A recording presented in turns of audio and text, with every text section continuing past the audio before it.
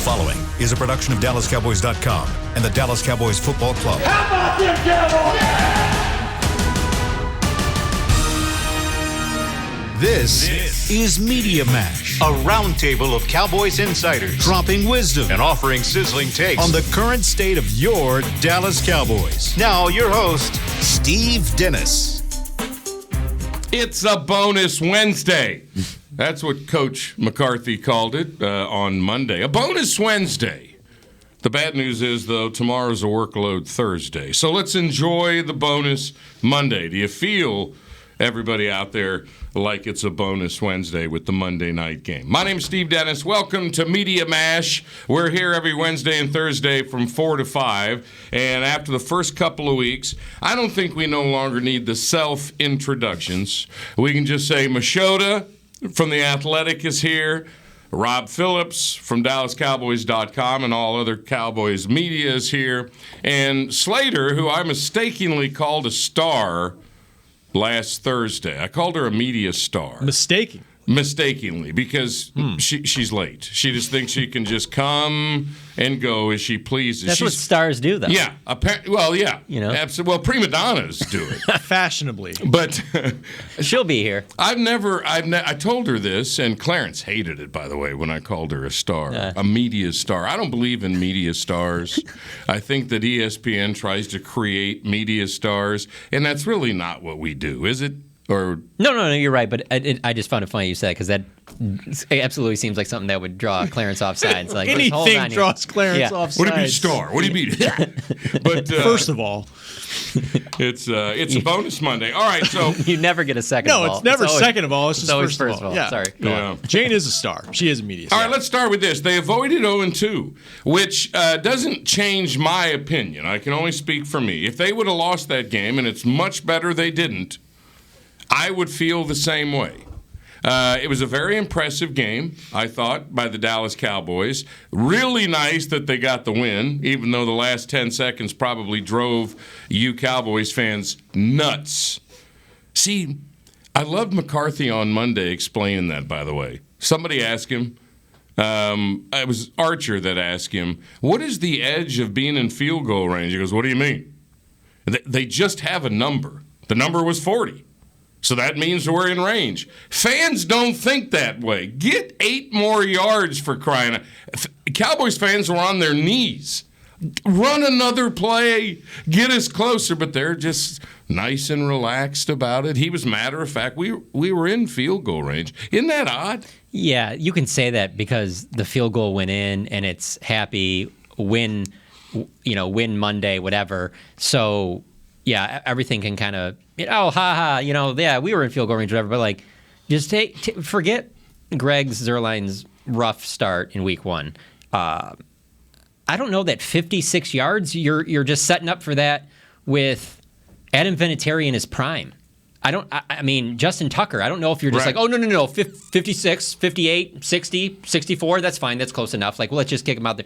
And for you to say, to start this off by saying that you didn't care regardless of the outcome, I find that hard to believe because they missed that thing. Let's say he shanks it real bad, like it's not even close. Okay. They go to overtime and lose. There's no way you're going, they played good, just like 0-2, whatever. This place is atomic this absolutely, week. because winning is everything. We all know that. Especially when it would have been avoidable. Yeah. That's my whole point is it wouldn't have changed my opinion. I expected them to start 0-2.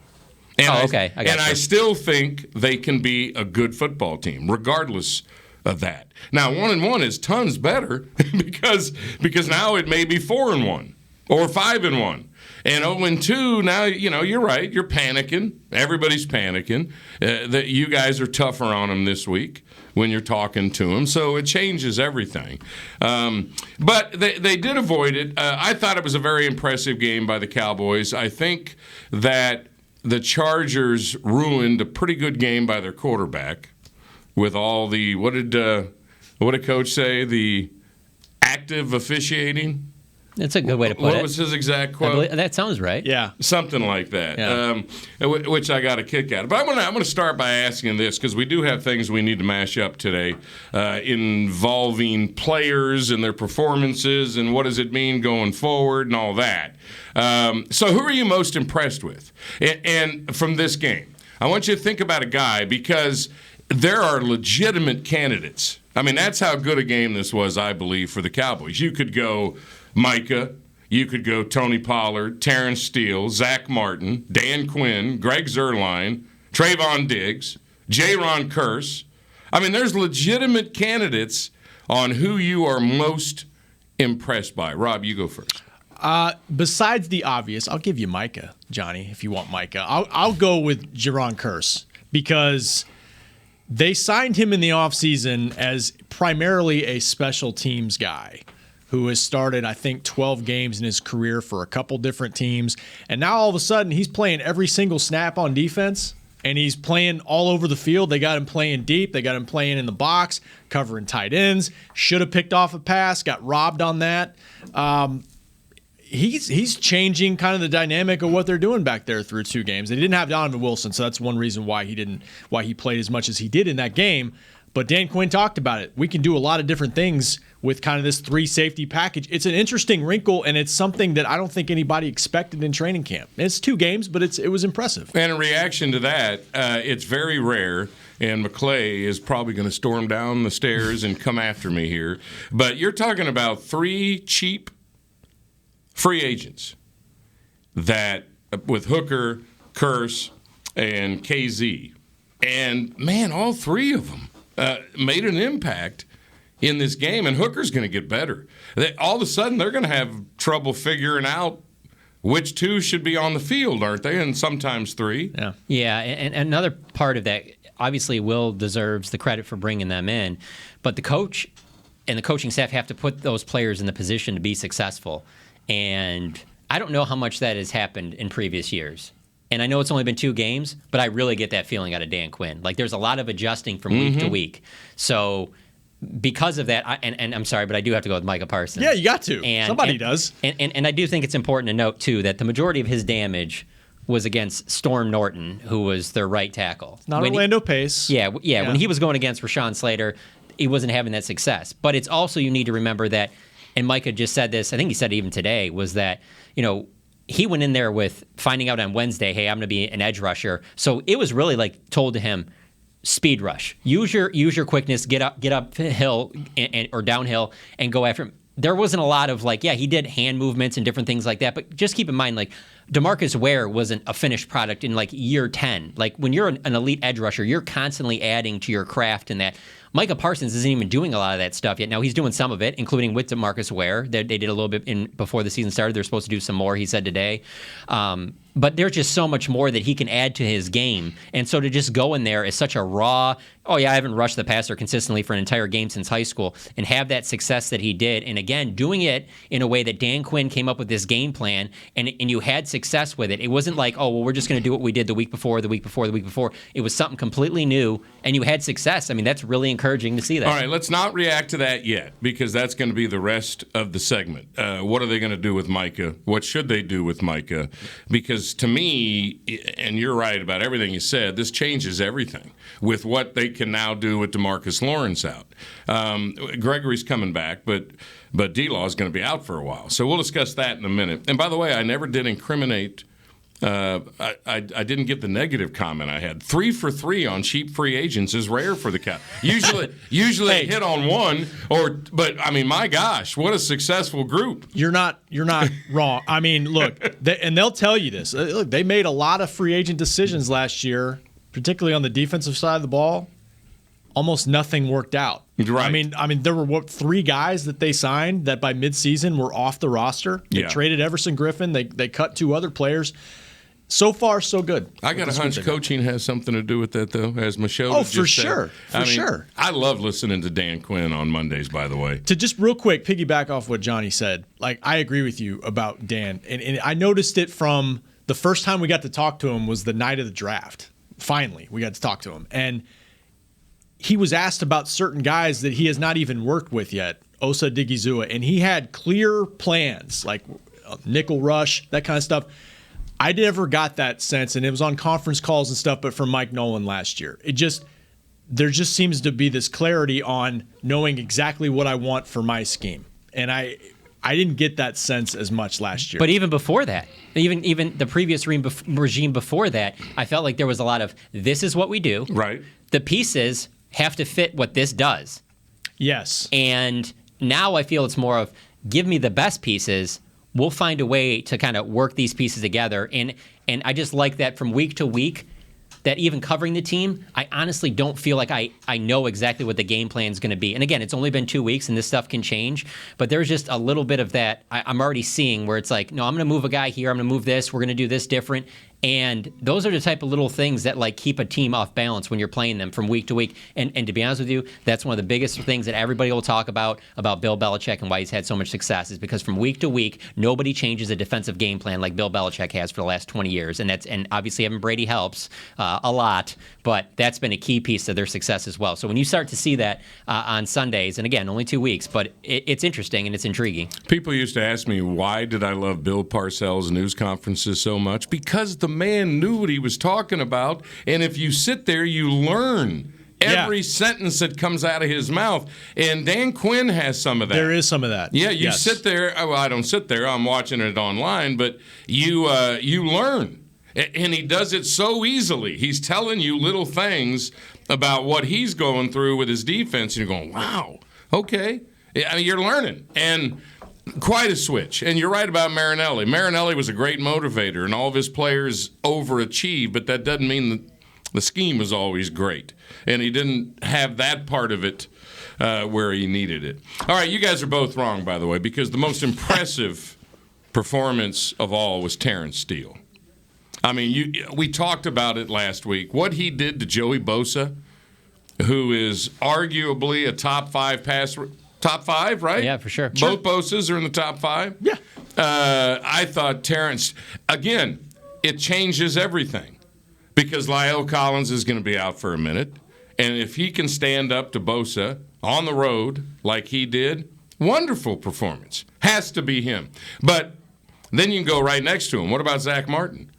I mean, do we just take him for granted? Oh, yeah. That's what happens with Zach. I feel like he's going to have this Hall of Fame, Ring of Honor career, and you're going to just look back and be like, yeah, I kind of took that thing for granted. I mean, at a much lower level, not comparing the two, but a much lower level, I'm sure Cowboys fans listening to this will think the same thing about Dan Bailey and the kicker situation.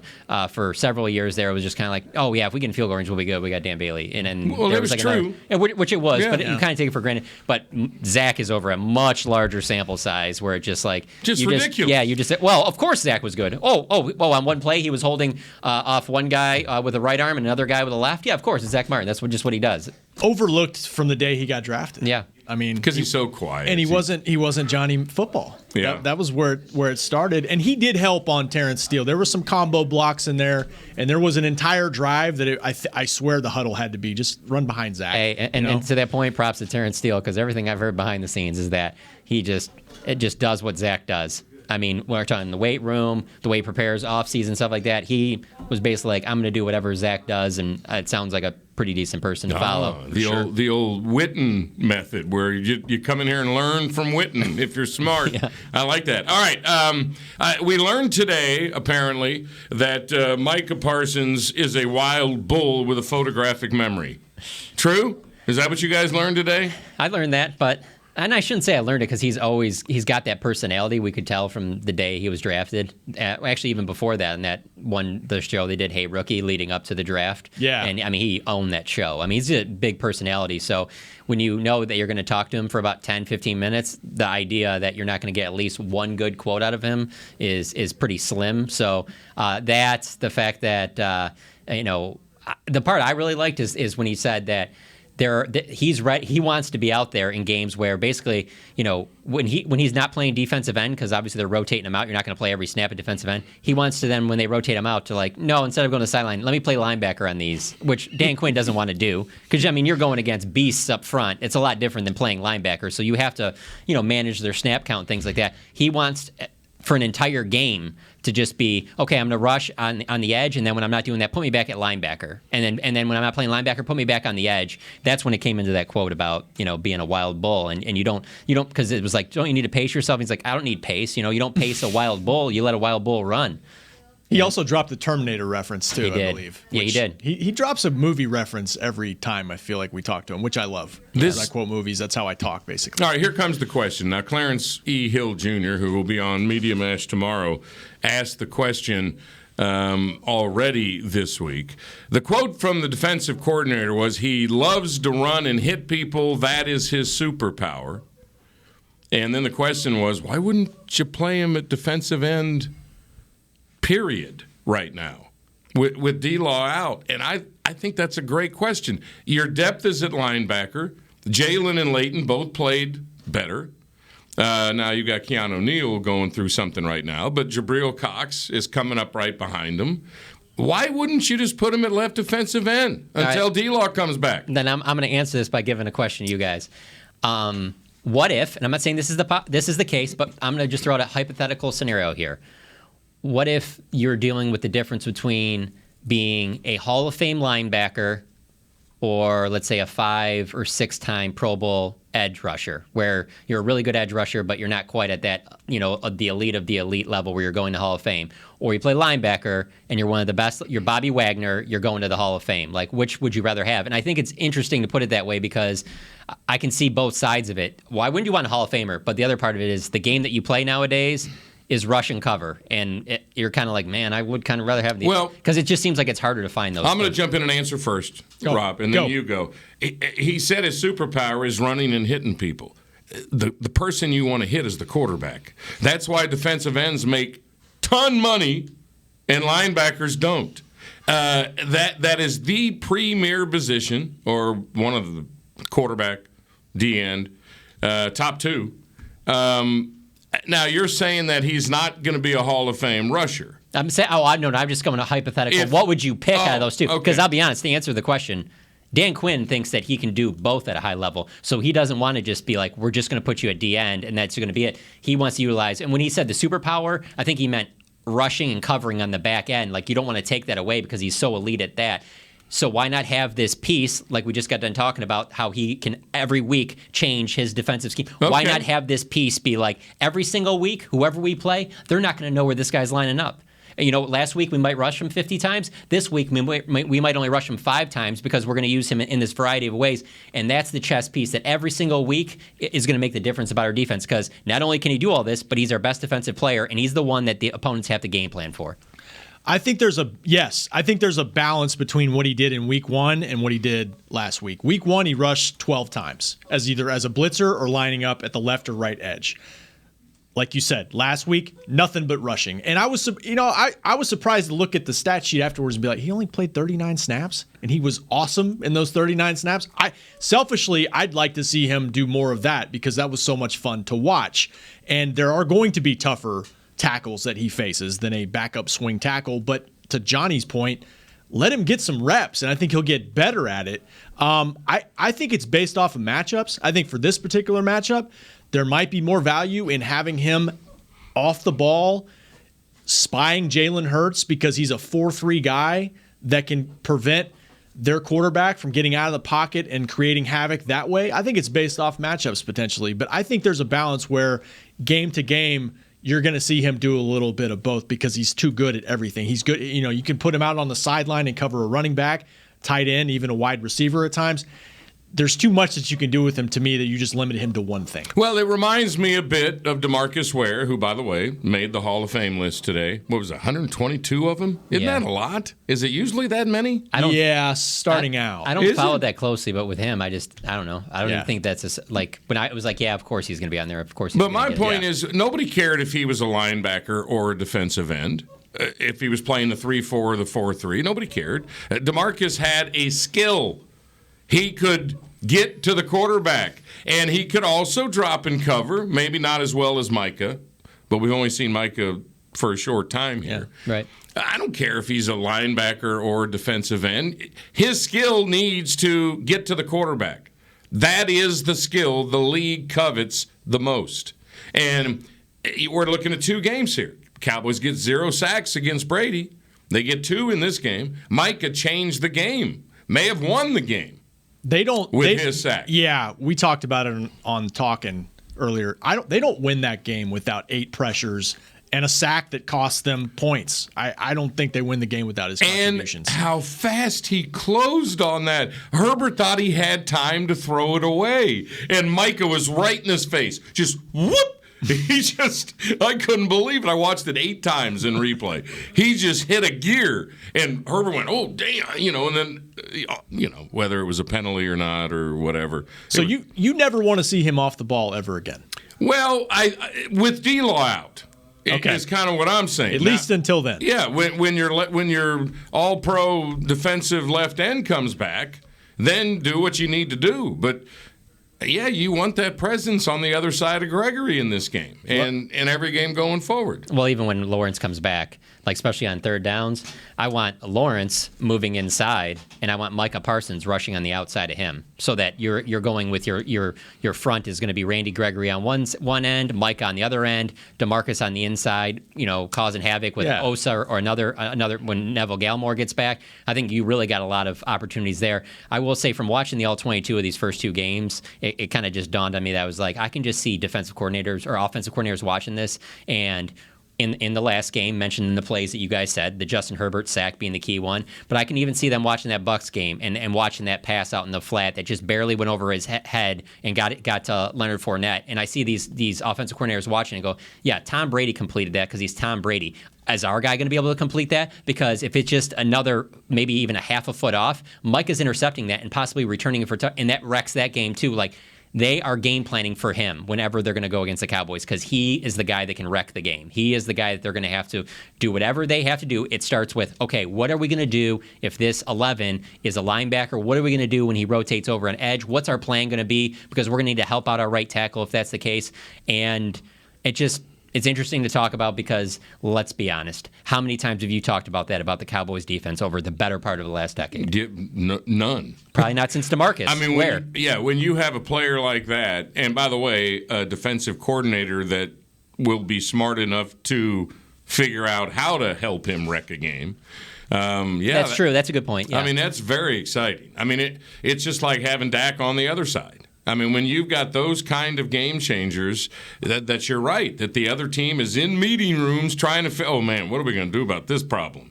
And Quinn compared him to Michael Bennett, not because of the way they play, but the fact that when he got Michael Bennett in Seattle, he told Michael, hey, we think you can really help as a 3-technique, like, nickel defensive tackle, like, on top of being an edge rusher, and it caught Bennett a little off guard, and he was like, all right. And if you look at Michael Bennett's career, 3-time Pro Bowler, he did a lot of stuff, moving inside, moving outside, and there wasn't a lot of guys that could do what he did, being able to play those multiple positions. And so Dan Quinn is kind of comparing that with, like, Micah Parsons. So to your point, I think the defensive coordinator matters too, because there are probably a lot of defensive coordinators who be like, nah, let's just leave him at linebacker. Nah, let's just leave him at his edge rusher. Or you decide in training camp and early in the season, he's not ready for all that. True. like I don't want to overload his play. But he cleared that up Monday when he said that I wouldn't have made him do this if I didn't think he could handle it. Right. Dan has pushed him from the moment he got here, and he's responded and shown him, put it. And Micah says that, like, put it on me. I want to play every snap. I want to play everywhere. That's kind of player you want. Such a rare dude. Yeah. He has fun with it. I mean, on Hard Knocks, he's what do you mean I'm not playing? He doesn't care about how much is going to be on it. He wants it all on him. He reminds me of number 4 on the other side. Same way. Yeah. Just put it, I don't care. Put it all on me. When you watch him go, real quick, when you watch him go against Rashawn Slater, though, I know it's way too early to predict this, but man, this draft has a chance of being like that 2014 draft where, like, yeah, you didn't have a top 10 pick as the Cowboys, but Zach Martin was still there. And if you didn't have Zach Martin, you're going to get Ryan Shazier. And, like, they were hoping for Aaron Donald. There was all those guys that kind of kept falling there. Odell Beckham was there. You look at the way this draft came, and you have Patrick Surtain falling to 9. You have Micah. You have Rashawn Slater, Devontae Smith, who they're obviously going to play against with the Eagles. Justin Fields. Everybody always talks about, like, oh, if you're not in it, you got to tank because you need one of those top 5 picks. And this could be one of those drafts where they were kind of in the sweet spot of, like, well, whatever you kind of did there, whether you got Surtain or Horn or this guy or Slater, you were probably going to be in a decent position. It's the non-quarterbacks who have stood out so far, and give Justin Fields time, give Trevor Lawrence time. time. But yeah, to your point, you're right. He starts this week. The Fields era begins in Chicago. Rob Phillips, John Machota. We're still waiting on Slater. She's getting her teeth aligned. See, that's what you outed her. That's what beautiful people do. They have to worry about. Look at these teeth. Didn't think I give a damn? Look at this. Coming up next, and I hope Slater makes it in the next few minutes because I heard her on Twitter discussing this in one of the video things that she does. She was already talking about money ramifications of booting Zeke. I mean, people are going, okay, enough of Zeke. Tony's the guy. That's next here on Media Mash.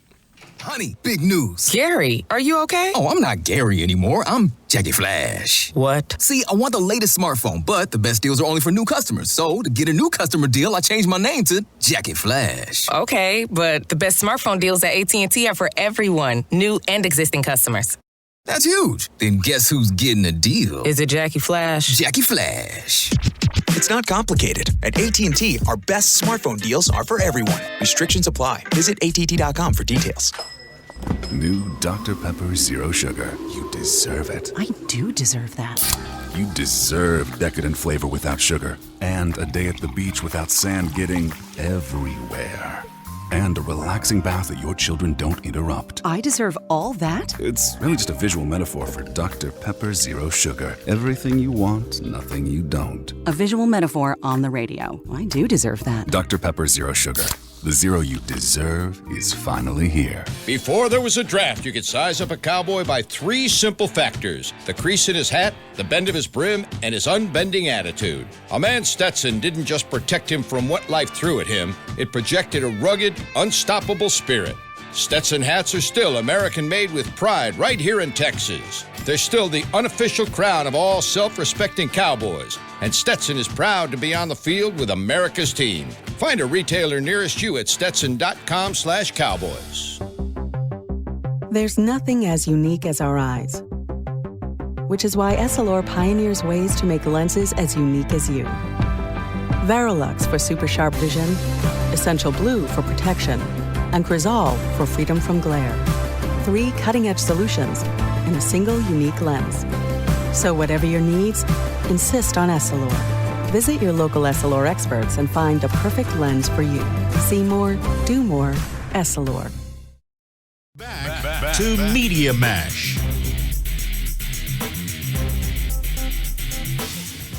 Back on Media Mash on this Wednesday, bonus Wednesday, according to the coach, so we're excited about it. Monday night game against the Eagles, as they say in Philly, the Eagles. Cowboys with 3 straight at home. Man, yeah, I'm thinking 4-1 now. After I was thinking 0-2 to 4-1. I went from 0-2 to 4-1.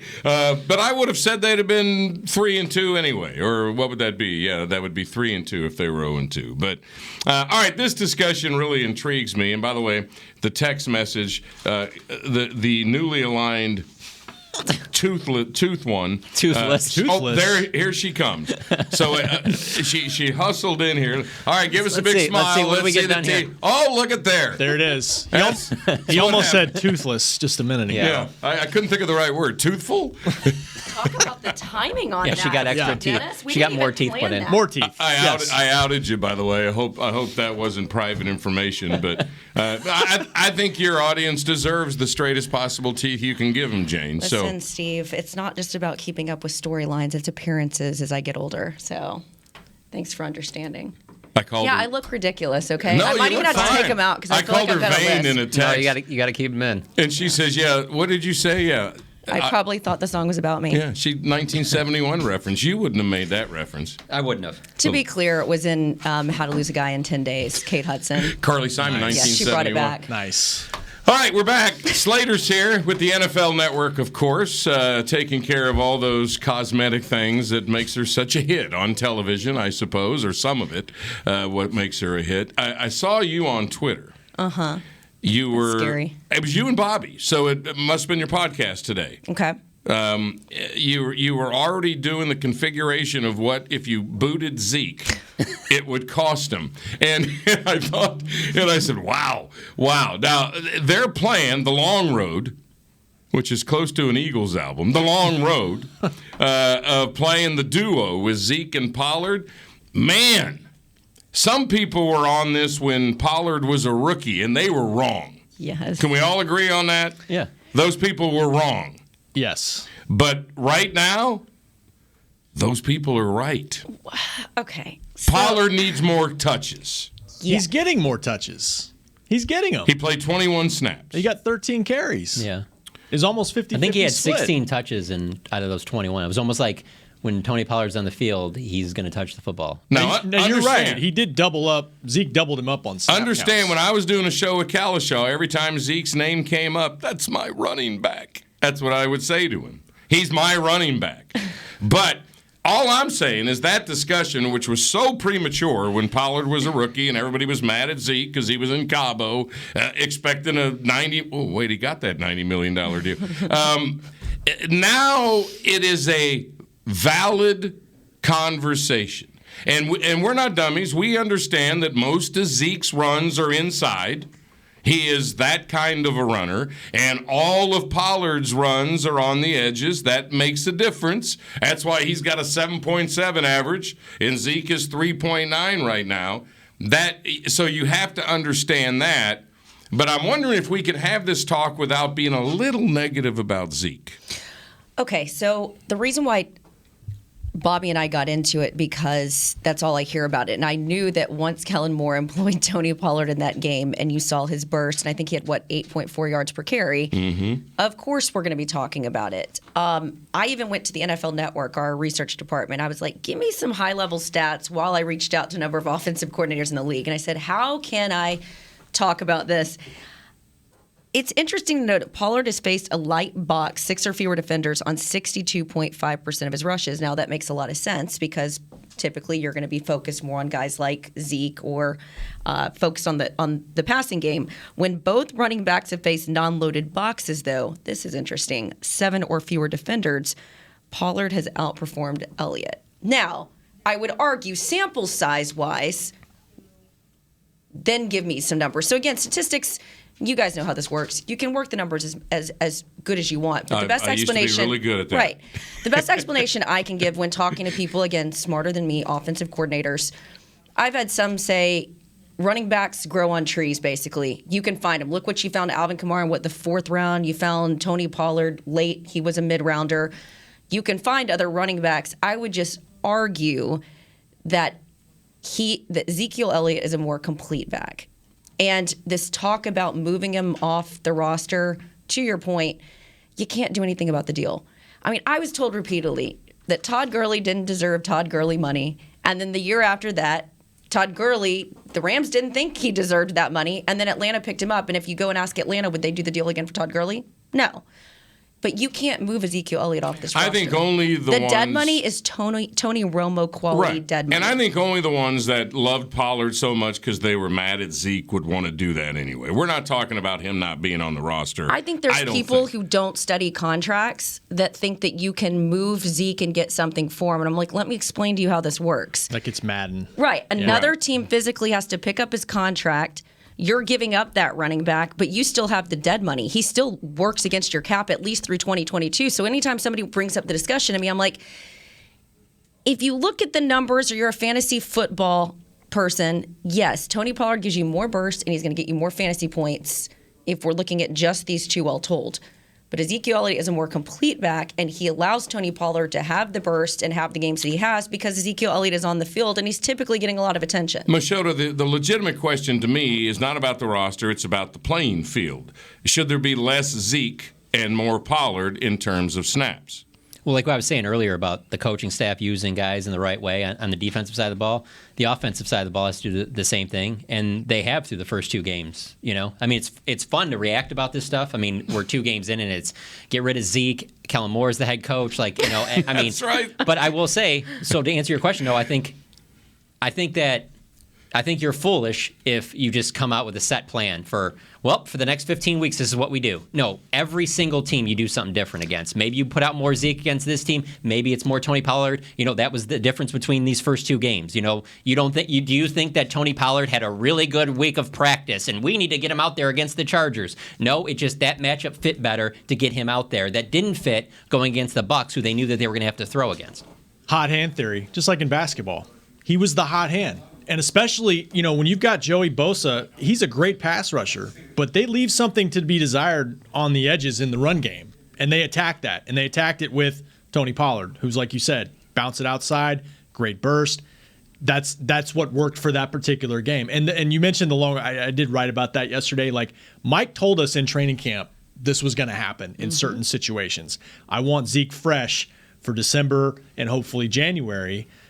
Tony's good. We need to play Tony more, but let's take some load off of Zeke. He's averaging like 280 carries a season for his first 5 years. That's a lot. Yeah, especially with the way the schedule sets up. Like, as much as we sit here and want to analyze every game, like, for them, what matters is that last month of the season, because the way the schedule is, that's when all the NFC East games are. That's when they need Zeke to be at his best. That's when they need this team to be as healthy as they possibly can be, playing their best ball. That's what Tampa had success with last year. They certainly weren't clicking early in the year, even middle of the year, and that's what the Packers had success with when Mike McCarthy won the Super Bowl. And it's not as easy as people think it is. And I'm going to, first of all, I wanted to say this. Back to my buddy Kalishaw, who wrote a column to sort of eat at me, because him and I had this conversation a million times on ESPN, because he had a vision of Pollard very early, and I would just not put up with it. No, Zeke. You would have if Zeke went to Michigan, though.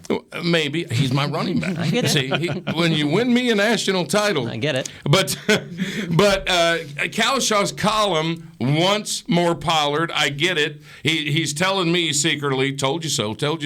And I had to text him and say, yeah, I hear you. But he had a great stat in there where, beside his first game ever, his rookie year, every time that Pollard gets 12 carries or more, he pops. Every time. 1, 2, 3 of them are 100-yard games. But it's not that simple, because, like you said, Zeke is a more complete back. Zeke, when he was young, he would run inside, and then he would pop it outside and break the game. Maybe he can't do that anymore. He may be a little past his threshold of being able to pop it outside and go 80. So Pollard can do it.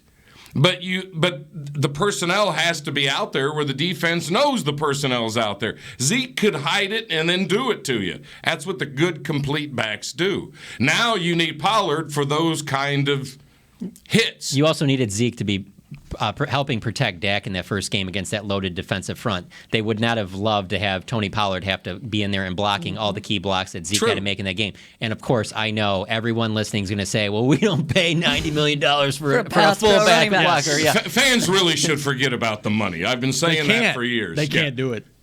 Well, and I think the other thing that stands out to me is, John, you were kind of touching on it.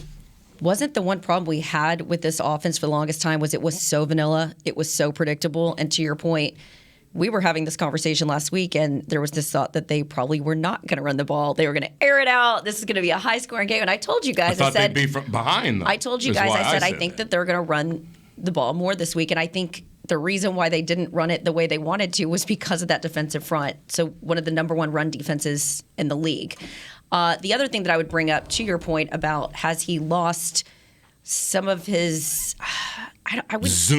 Zoom, or is it his instincts, or is there a hesitancy? Swagger? Well, Bob Sturm, your boy over at The Athletic, I thought wrote a really interesting article. When you look at the routes that they're running, his interpretation of it, based on the way he was seeing these guys running their routes, was it does seem like there's a little bit of a hesitancy or a deliberateness about the way he's running. And I don't know what that is. I'm not a running back. Maybe I'll ask Zeke this week about that. Hey, is there any hesitancy in the way you run these days? I think it's 1,700 carries and pounding. That'll do it. And I said this last year when J.K. Dobbins broke one for Baltimore. That's what Zeke used to do. Mm-hmm. It's about youth. I mean, he's been running. He's such a good inside runner, and people don't get that about Zeke. Those inside runs change football games when they're done properly. And what they do, too, is they wear down a defense theoretically for the second half, and then you bring in Tony Pollard and he's popping off an They're 8-yard tired. run. Yes, that's what Zeke can do. Like, I don't think fans can take money out of it. I don't think they can. But if you do, this whole thunder and lightning thing's not a bad idea. The whole Ron Dane, Tiki Barber thing, that's kind of what they may have going. But Mark you have Ingram to hide it. and Alvin Kamara did very good, the whole boom and zoom thing in New Orleans. That's and I it. think they kind of tried to do that with Latavius Murray and Alvin, but Latavius was no Mark Ingram. And so when I look at, because I cover the Saints too, I look at these two very much like I looked at Alvin Kamara and Mark Ingram, and it wasn't a bad duo when it was working. I just wonder how defenses won't know it. I don't know if we've ever seen Pollard as an inside runner. So, Well, that's my next question. If you get enough tape on Tony Pollard, can you figure him out at some point? Well, that's what I'm saying. Right. If Zeke's not out there with him, he's not going to run it inside. So that seems pretty easy to figure out what they're going to try to do with him. But let's not act like they're just lining these guys up in the backfield, running some 1965 offense. I mean, look at some of those handoffs at Tony Pollard. He was coming on sweeps and things like that. That on different plays, you can play off of that. If a defense is doing something to react to that, you don't hand it to him on that jet sweep, and then you throw to the other side. I mean, Dak has done that plenty of times. It's not like it's a traditional well, Tony's in the backfield, so they must be giving him the ball. Like, there's a lot of pre-snap movement that keeps defenses on their toes. So I don't think that there's going to be this, now they've got them all figured out. Like, first of all, I don't think defenses are that good anymore. I really don't, because there's just so much of a variety of offense thrown out there all the time. It's hard. That everybody's doing such wild different things. True. That it's like a video game, man. Right. Kyler Murray is in a video game. What he does. I said that last week, I think. Yeah, you did. But nobody's getting shut down. John is literally on your curmudgeon trajectory. And I didn't say that well with my lisp, but it's literally happening. But your teeth look perfectly thanks. aligned. They really do. More on Jane's teeth, maybe, coming up in a minute. Machota's here. Slater Jane is here. Rob Phillips is here. I'm Steve Dennis. It's Media Mash. Speaking about showing some teeth, John Fossil showing too much? Maybe. Can't wait to hear you guys on that. Next. Hi, I'm Clint Tillison with United Ag and Turf. Before you can park yourself in front of the game, park yourself in a John Deere and power through your chores. Our Land Run package is a 1025R, 25 horsepower tractor with a loader, rotary cutter, and a box blade for $229 a month. And the price you see is the price you'll pay, no surprises. So don't miss another kickoff. Visit UnitedAgAndTurf.com. Offer ends February 1st, 2021. Restrictions apply. See dealer for details. Now let's get to work. The Cowboys way, where 16 Hall of Famers and 5 championships shows us what success looks like. Where turkey is always the second best part of Thanksgiving Day. Where we are all defined by one single thing, the star. Where we as fans know it's our job to keep the tradition going. Bank of America is proud to be the official bank of the Dallas Cowboys and to support the quest of living life the Cowboys way. Copyright 2020, Bank of America Corporation. Want to use what the pros use? How about the official men's skincare brand of the Dallas Cowboys, Jack Black? Right now, you can get the Jack Black Starter, a curated collection of Cowboys locker room favorites for just $10 with free shipping. The starter includes 4 Jack Black skincare favorites, plus a full-sized intense therapy lip balm. Go to getjackblack.com/Cowboys and use the code word TEAMJB. That's getjackblack.com/Cowboys. The Jack Black Starter, $10, free shipping. Honey, big news. Gary, are you okay? Oh, I'm not Gary anymore. I'm Jackie Flash. What? See, I want the latest smartphone, but the best deals are only for new customers. So, to get a new customer deal, I changed my name to Jackie Flash. Okay, but the best smartphone deals at AT&T are for everyone, new and existing customers. That's huge. Then guess who's getting a deal? Is it Jackie Flash? Jackie Flash. It's not complicated. At AT&T, our best smartphone deals are for everyone. Restrictions apply. Visit att.com for details. Back to Media Mash. Media Mash is the name of the show. 4 o'clock on both Wednesday and Thursday. And today is the bonus Wednesday. What is tomorrow again? The workload Thursday? Is that what McCarthy said? Sounds about right. Workload. So we're going to have to put our boots on to do this show tomorrow as they get serious about the Eagles for Monday night. Slater's here. Machota's here. Phillips is here. My old buddy John Jacques Taylor wrote a pretty strong piece of work Jane was talking about, okay, what are the money ramifications of Zeke no longer being on the roster? And now Jock is saying that John Fossil is going to get McCarthy fired. And I wondered, because I thought his comment, and let me give it, when he screwed up on the 4th and 20 and decided to go after the punter and cost the Cowboys points before the half. I think Cowboys fans aren't the play it safe types. I was going to give them what they wanted. I hope they're happy. I enjoyed the comment personally. You did? Yeah, let me also say, he's though. He's not that wrong. Yeah, let me just say, though, that you need context, because there's some people that I had talked to that just read the quote and were just like, man, what an arrogant response. But, like, if you know John Fossil, not that, like, we're buddies, but I've been around him enough to know his personality, like, there's a lot of sarcasm and joking that goes into that. That's not really how he is. There was just as good of a chance as him coming up there saying that as him walking up to that podium and going, yeah, guys, I know I shouldn't have done that. That was ridiculous. Like, he is very candid about a lot of things. He's not the type that comes out there and just goes, yeah, well, I coach in the NFL. You don't. I did the right thing. I don't really care what you think. Like, that's not him. It struck me as being sarcastic, and I was trying to figure out what did he mean by it. I don't think so. And what he was doing was he was taking the blame off of him and putting it on Cowboys fans. No, see, I didn't interpret that way. What he was doing. I didn't interpret that way. I think for the longest time around here, a lot of the fans hated that this regime under Jason Garrett played it so safe. They haven't played it safe, and it hasn't really paid off in some situations for them. I mean, you kind of heard Jerry Jones saying on 105 through the Fan this week, he doesn't want it to be that wild and loose. Jerry Jones is saying that. Right. He wants it to be a little bit more buckled up. A little bit more buckled up. A little more conservative. But Going back to think Arkansas days. Right, more but about the fundamentals. Broom handle stick behind your back. But I think he was being, and to your point, I think John's a little goofy. I mean, you certainly saw that when he brought up his vasectomy. I actually joked with him about that. I was like, what did your wife think about it? He's like, well, just better to ask forgiveness than permission. It was, she was fine with it after the fact. So I think that is a perfect example of him having a little fun with that situation and trying to infuse a little bit of fun here. There's just some people that try to inject humor in awkward situations. Mm-hmm. I felt like that's what he was doing. Mike McCarthy has done that. I mean, how many times has he been up on the podium and said things where like, it just didn't land the right way? I think it's really easy to judge people for what they say up on a podium. Yeah. Unless you're in that position, right? So, what was your reaction? I thought he was serious because he said it more than once. But I think more than anything, he was pissed off that they called the penalty because he didn't think it was a penalty. Because I think if you go back and look, they might have tipped the ball before they struck the kicker, which would have been clean block. He was pissed off about it more than anything. And he's not going to stop being aggressive.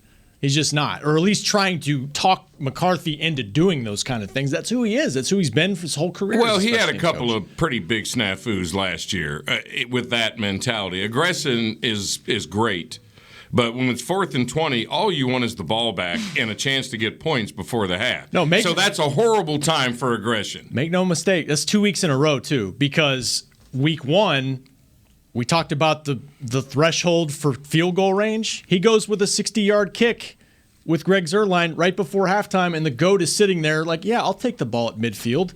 And they got lucky there. And they got lucky in this game, too, that they clanked it off the upright. The problem I really had with that – oh, go on. What I was just going to say, to suggest that John is going to be one of the lone reasons that Mike McCarthy gets fired. I didn't read the article, but if you want to knock Mike, he has made some questionable coaching decisions in his time here. Sometimes I don't quite understand what all the coordinators do. I don't know what Ben McAdoo does. I like Ben. I don't know what he does. So those things, I think, could affect him. But I think it's a stretch to say John Fossil alone is going to be the reason he doesn't have a job. Did you read the column? I can help you. Because I was going to say the reason why he's not going to have a job go ahead. In the future, I don't know if you guys have touched on this enough. Tony Romo is very close to Jerry Jones. I don't think it's any coincidence that he just threw out that Kellen Moore is going to be a hell of a head coach somewhere.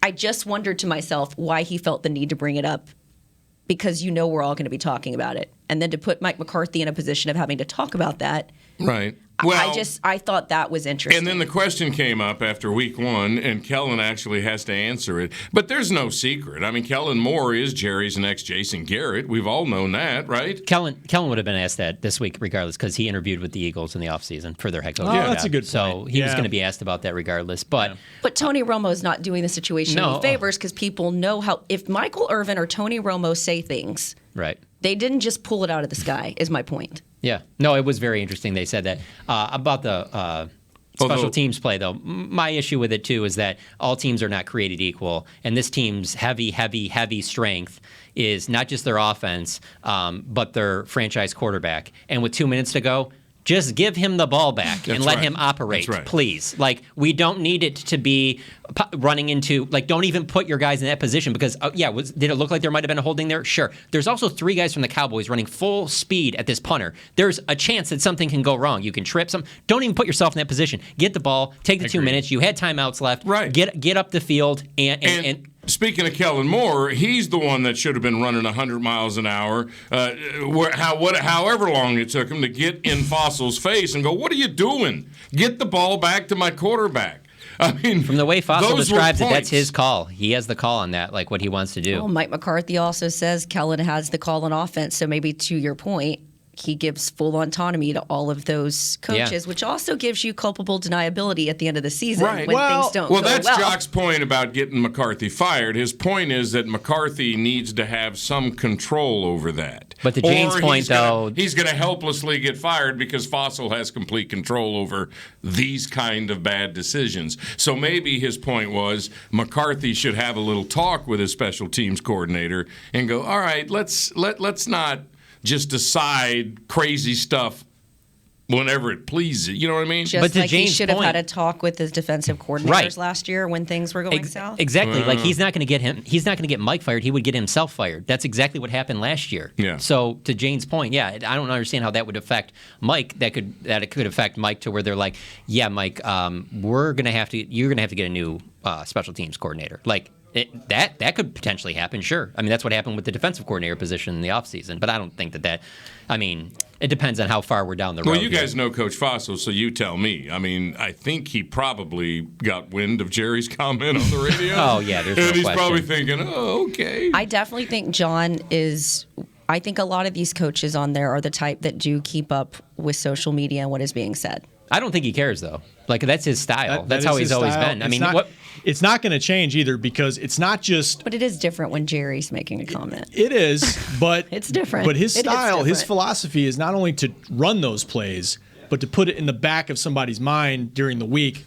Hell, they might do something crazy. Might do something wild. Okay. That's part of his philosophy. Okay, it's in everybody's mind. They watched the tape from the first 2 games. Let's chill out on that for the next 3 or 4. He's like a crazy ex-girlfriend. I don't know what she's going to do. I mean, she's wild. All I kept thinking, though, is when he was joking about Micah Parsons wanting to play every position, I want to be like, don't get any ideas. Like, you've already asked him to do enough. The last thing that this coaching staff could have happen to them is to use their best defensive player on some special teams play and get him injured. Be on the wedge. That would get everyone fired. Well, and also let's factor in if you're really concerned about the special teams, there might be some behind the scenes where Brian Anger can't throw the football. And why I'm bringing this up is because if he can, we saw what he did with Johnny Hecker. That was one of the things John Fossil was known about, was how often Hecker would throw the football out of these punting situations. Yeah. It might be good that Brian Anger can't throw because it could get even more wild. Like there's never a shortage of ideas with John Fossil. He has tons of different scenarios and things like that. And that's the thing. Like, how many things does he come up with that Mike's like, no, we're not going that. Judging by what we've seen so far, I would love to know the ones that are told, like, no, we can't do that. You know what, though? As time goes by, I said this the other day, the fake punt against Washington, I think all of us saw that and we're like, my God, why? Mm-hmm. Yeah, why? unless you're But Mike rationalized it, by saying this team was broken with injuries. We weren't going to win that game straight up. So after that play.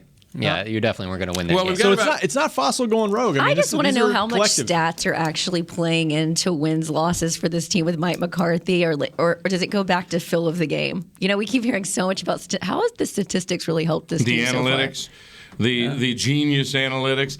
We got about 8 minutes here. As much as I'd love to hear about Jane's crazy ex-girlfriends in those 8 minutes, instead, my ear from what you just start rumors now. What you guys? I was like, where's this going? I mean, I'm not there yet. Well, she just said it. It reminds me of of not yours, but a crazy ex-girlfriend. Do we already have a Wade Phillips, Jason Garrett situation here? Two games in where Kellen Moore's answering questions about being the next head coach, and McCarthy's just sitting there listening to it. You take this, Rob. I wasn't here for that. Oh, for what? No, I don't think it's the same thing. And let me put it on this level then before you continue. When Garrett in the beginning, it was who gets blame, who gets credit. And if Garrett is sought after by another team, will Jerry make sure and keep him? Same question with Kellen. If this offense is as great as this offense is going to be, and a team is going to make a play, which you just mentioned, he had an interview already in the offseason, is Jerry going to let Kellen Moore go to another team? See, it's the same conversation we had with old Wade and Garrett years ago. Well, poor McCarthy just has to sit there. Who gets the credit? Is McCarthy ever going to get the credit if this team jumps out to a 9-1 record? Or is it going to be Kellen Moore and Dan Quinn? That's a great putting question. You on the spot there. That's a great question. To me, I don't view it the same. Jason Garrett was like part of the family when he was here for 20 years, and then he got the offensive coordinator job. And Dad worked for the team. Dad worked for the team. Like I view it through a different prism. That being said, they had absolutely no intention of letting him go last year. You know, the Boise job came open, Eagles job, and to your point, Jason Garrett had, I think it was Atlanta and Baltimore turned both of those down. Sean Payton almost went to Raiders. Remember that? Yes. They paid him handsomely. Yes. Yes. I think Kellen looked good in all white in the family portrait. Oh, my God. What if Jerry thinks he is the next Sean Payton? See, I thought there was weird foreshadowing already at camp. Remember, I think I might have side texted you this, Machota, when we were sitting there, because that's what reporters do from time to time. Never. We used to talk. You guys text. Yeah, but we go text. ahead. And then we delete the text messages. There was that moment up on the podium, and I think it's when he was talking about Barry and Jimmy or something along the lines. And there was this awkward moment where they were talking about a coach in the wings, and Mike McCarthy was up at the podium. Do you guys remember this? I mean, I was there for it. I don't remember and that. I just kept thinking, man, if this comes out, that's going to be the clip all of us in the media play back. That and these comments from Tony and Kellen Moore this week.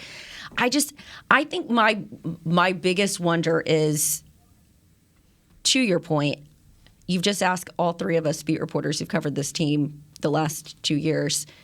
I don't know what I assign success to this team to Mike for. I have a couple of examples of their failure because of him. I don't know if I have notable examples of success as a result of him. Defensively, I don't know who made the Dan Quinn suggestion or what necessarily got Dan Quinn here, but Dan Quinn has single-handedly turned around that defense with the help of guys like George Edwards. Facts. Looks promising. Correct. When I look at offense, Mike McCarthy straight up told me, if you install it, you call it. Basically saying that's all him. Okay? So then when I also look at what gets this team going from a raw standpoint, that's Dak Prescott. So tell me then what exactly Mike is responsible for. Now, I don't know everything. I'm not a player on this team. I'm not in the locker room. I'm not privy to the discussions with personnel. But I don't hear anybody, when people asked about Dan Quinn this summer and their short amount of time with him, think of all the descriptors and the adjectives used to describe him. Have you heard that many people come out and say as much about their head coach? I'm not trying to stir things up here. I'm just saying. No, but I would say I'm the one that made you. I made you stir. I would say the two things that stand out to me. One is that whether you think he's doing it directly or indirectly, there's no question he's made this team much more aggressive on both sides of the ball than it was for the previous decade. They're much more aggressive. Special teams, offense, defense, they take chances, and they are much more willing to adjust and do different things. The other part is that also kind of trickles over to the draft. And I do like that the way that they've drafted with him as head coach, he can clearly tell that he's allowed them to go after the best player that's there, as opposed to, we got to get the best player that fits this system of what we're doing. And it's allowed them to get some players that could end up being really key pieces that I don't know that we necessarily saw a lot of that in the past. Now, there were good drafts and things like that, but was there the development and where these key players are stepping up? And again, it's still pretty early, but those are the two areas where I will say that are different than the previous regime. Well, is that Mike, or is that finally letting Will McClay and his staff have more autonomy? In other words, Right. is that another example of I'm going to stay in whatever my lane is? Sure. I don't know. Well, I mean, I think this is a discussion for any coach who doesn't call the defense or the offense. True. Who's the CEO type. I mean, that was the Jason Garrett thing. Killed him for a walkabout coach. Remember he got killed about. Well, you're typically a coach who he did win a Super Bowl. It's usually Super Bowl winning coaches that can be the walkabout coach with tremendous respect and snap their fingers. And I guess McCarthy is that. But think how involved, when I think of like some of the league's best coaches, Pete Carroll, John Harbaugh, even Cliff Kingsbury at a young age working with the offense. Bill Belichick, Mike Tomlin. Think how involved they are. And there is no question the Bucs stops with those guys, and they are heavily involved on at least one side of the ball. I don't know that. You know, I know Doug Nussmeier. I know Kellen Moore. I know they're heavily involved with offense. We clearly know John Fossil's heavily involved with special teams. It's no question, Dan. So I just don't know. And again, I am not trying to trash Mike McCarthy. I just don't know because I haven't been told or seen. Well, and by the way, the play that drove me crazy at the end of the game, whether the clock went off or whether a cart got in front of Kellen's eye, the fact of the matter was neither one of them was ready to call a play. I mean, Pollard is just slowly walking back to the huddle. Yeah. They were not ready to call the next play. And that is, any offensive coordinator is going to have something in a quick fashion to get 8 to 10 more yards, period. It was field goal range, though. Yeah. They were in field goal range They were already. happy where they were, Yeah. which is very odd at 56, but Zerline came through for him. But we're just mashing it around here, by the way. We're not trying to stir things up. None of This isn't mashed stew. It's just we're just chatting. We're just wondering. Kellen Moore is going to be a head coach. So Jerry Stephen, the whole regime is going to have to go through that again. Do we really want this guy to go coach somewhere else? because think of the ones who got away: Mike Zimmer, Sean Payton. There's another one on this staff that they've let get away. Give me another. Todd Bowles. Todd Bowles. You make him the head coach in waiting. Well, there you go. That works so well. I was just thinking, McDaniels is not going anywhere in New England. He's waiting for whenever that changes. I will say it did work out real well at Florida State for Jimbo Fisher. It did work out there. You asked me for one. I'm giving you one. Okay, monetarily sure did. Interesting. All right, thanks for letting me chat little Cowboys football with you guys today. Slater, thanks. We'll see you again soon. apologize to One more for smile with the teeth. There you go. Man, those things are aligned. Was a drill involved? Was it zzz? Do they have to? Oh, it's nightmare fuel. Look at that Every close time up. Look at that close up. Look at those teeth. There we go. Awesome. Oh my gosh. Even when I go in there, they put like this saw to give it space. You know what I promised myself, Slater? I was in local TV for 32 years, and I promised when I hit the age of 60, I would not have a cosmetic care in the world. Because you're lucky you have a wife who loves you, Steve. Well, let's do next week's media That isn't match suggesting on that. some kind of work. No, but what I'm saying is I'm 60 now. You look good, man. And I don't care. You don't need it. In TV, you always have to care. I know. You got to put the spoons under your eyes. I actually do have. I have a. You still want to be doing TV when you're 60? Hell yeah, I do. Sure, she will. I'm like a cockroach. You know how it's going to be to kill me? You'll be the last survivor. Let's go to Slater Live. Wait a minute. There's nobody there to toss to you. Tomorrow we got Chill, Clarence E. Hill Jr., and Jory Epstein joins the Media Mash fun. That'll be our foursome with Nick Eatman tomorrow. Thanks for listening. Chris Beam, rookie, thank you for your fabulous work as always. Have a good bonus Wednesday. If you haven't done anything bonus-like yet, do it, because the coach says you need to. Have a good night. This has been a production of DallasCowboys.com and the Dallas Cowboys Football Club. How about this, Cowboys?